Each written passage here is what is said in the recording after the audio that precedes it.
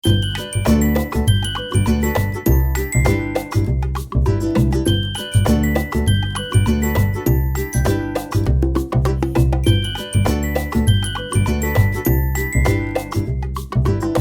আমার প্রিয় বন্ধুরা, কেমন আছো তোমরা সবাই?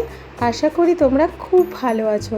আর আমার ভোর হয় ঠিক সকাল 5টা থেকে, যখন হয়তো কাকপক্ষীও ওঠে না। আর আমিও উঠে পড়ি এ কারণেই, কেননা এত গরমে সকাল সকাল কাজগুলো সেরে নিলে তাহলে তাড়াতাড়ি হয়ে যাবে। সারাদিন কিভাবে আমি রিল্যাক্স করারও টাইম পাই সেটা জানার জন্য পুরো ব্লগটা দেখার অনেক অনুরোধ রইল। এই সবজিগুলো আমি আগের দিন রাতেই কেটে রাখি, একটু রাত করে কেটে আমি ওগুলোকে ফ্রিজে ঢুকিয়ে রাখি। সকাল হলে পুজো দেওয়ার আগে আমি এগুলোকে সবার আগে বের করে রাখি। দেখো কত তাড়াতাড়ি আমার কাজ হয়ে যাবে। আর আমি ঝটপট করে একদিকে ভাতটা বসিয়ে দিই, আর দুদিকে দুটো কড়াইতে তরকারি বসিয়ে দিই, তাহলে আমার অনেকটা সময় বেঁচে যায়। তোমরাও এভাবে করে দেখো, তোমাদের অনেকটা সময় বাঁচবে। দেখো আমি কত তাড়াতাড়ি কাজগুলো ঠিকঠাক করে সেরে নেব। এখানে আমি সেদিন যেহেতু পারনা ছিল সেই জন্য আমি একটু পারণ করে নিচ্ছি। আর এখন চলে যাব ময়লা ফেলতে। আর এখানে ময়লা ফেলার গাড়িগুলো তোমাদের একটু দেখায়।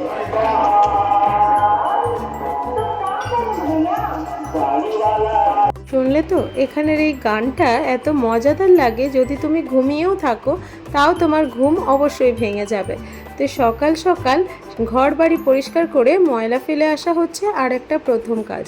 আর একদিকে আমার বেগুনটা কিন্তু ভাজা হয়ে গেছে, আর আমি ওই কড়াইতে ফুলকপি আর আলুটা ভাজতে বসিয়ে দিয়েছি। আর ফুলকপি বাচ্চাদের জন্যই ভাজছি। এটা ভেবো না ফুলকপি খেলে বাচ্চাদের গ্যাস হয়। ফুলকপি খেলে সত্যিই বাচ্চাদের কোনো গ্যাস জাতীয় কোনো কিছুই হয় না। যেহেতু আমি বাচ্চাদের খাবারে রোজ টক দই রাখি, তো আমার বাচ্চাদের গ্যাস বলে আজ অবধি কোনো কিছু হয় না। তো তাড়াতাড়ি কাজ করার আর একটা মূল উপায় হলো যে কোনো একটা কাজ মন দিয়ে করা।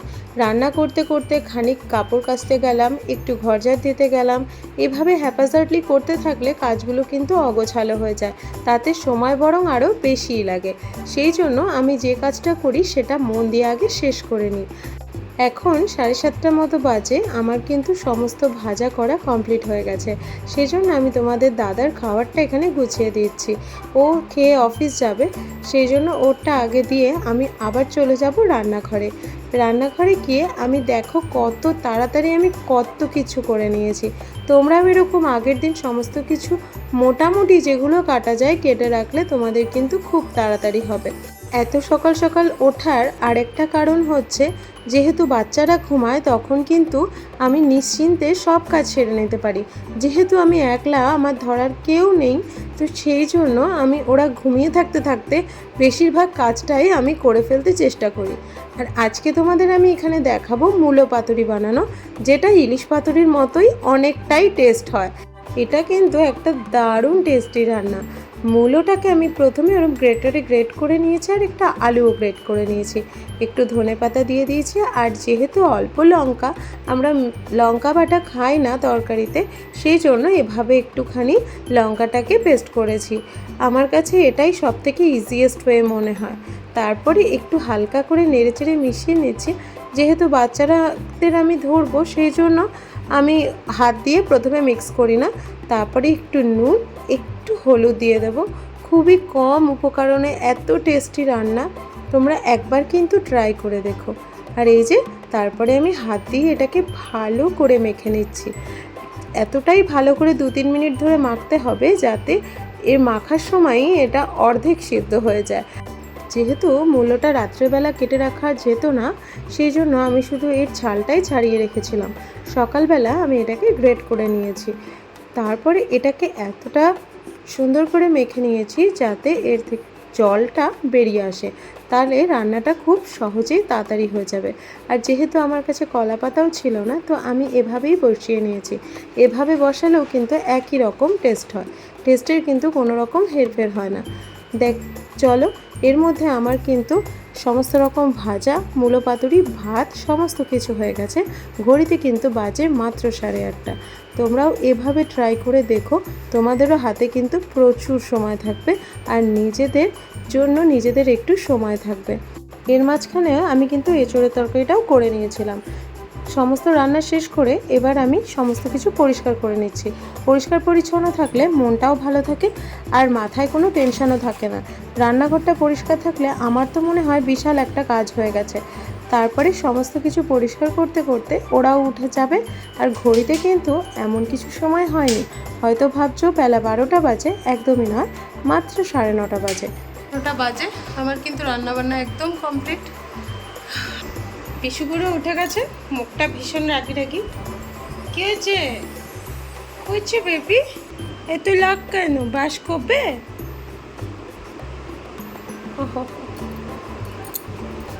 তাহলে বন্ধুরা কত তাড়াতাড়ি কত কিছু করে ফেললাম। চলো এবার আমার হাতে অঢেল সময়, সেজন্য আমি বাচ্চাদেরকে এবার অনেক সময় দিতে পারবো। আর এখন রিশু উঠে গেছে, দীপ্ত স্কুল চলে গেছে, এখন ওকে আমি মুখটা ধুয়ে পরিষ্কার করে নেব। এই যে কত দুষ্টুমি করছে, আর ওদের সাথে মাইন্ড ফ্রেশ থাকলে দুষ্টুমিটাও কিন্তু ভালো রকমভাবে করা যায়। যেহেতু আমার মাথায় কোনো চিন্তা নেই, তাই আমি রিল্যাক্সলি ওদের বসে এখন খাওয়াবো। চলো আজকের লাঞ্চ মেনুটা তোমাদের আমি আরেকবার দেখিয়ে দিই। ছিল মূলোর পাতুরি, আর এখানে ফুলকপি ভাজা, এঁচোড়ের তরকারি। আর রিশুকে এখানে আমি নিজে হাতে গ্লাসে করে জল দিয়ে দিয়েছি, আর ও জল খাচ্ছে আর এখানে বসে বসে দুষ্টুমি করছে। আরেকটা বিষয় জানাই, তোমাদের যখন সমস্ত হাতের কাজ হয়ে যাবে তখন তোমরা বাকি কাজগুলো খুব তাড়াতাড়ি সেরে নিতে পারবে। আমি ওকে এবার সকালের খাবারটা খাইয়ে দিচ্ছি। আমি কিন্তু ওকে কোনো রকম কার্টুন বা কোনো কিছু দিই না, এভাবে ও খেলতে খেলতেই পুরো ভাতটা খেয়ে নেবে। আগে ও একটু আধটু বায়না করলেও এখন কিন্তু খেলতে খেলতেই পুরো খাবারটাই খেয়ে নেয়।